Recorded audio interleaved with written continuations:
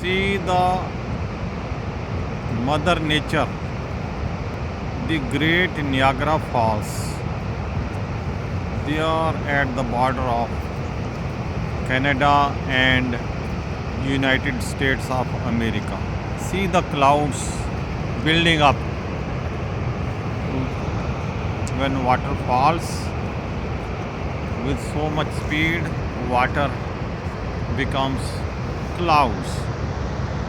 And that other side of the fall you can see, that is America side.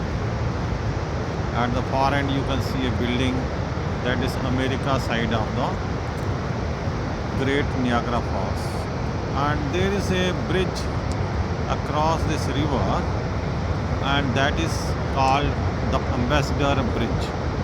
On my left side is Canada, on the right is America, and the river divides into US and Canada.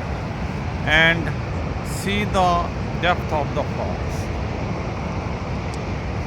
It is so high, and it is about to be in the freezing point. Today the weather is clear and it is very nice today to view it. And I am in Canada and watching this, the great Niagara Falls. And we must pledge to save our Mother Earth and conserve water. Water is precious, water is life. Thank you very much for watching.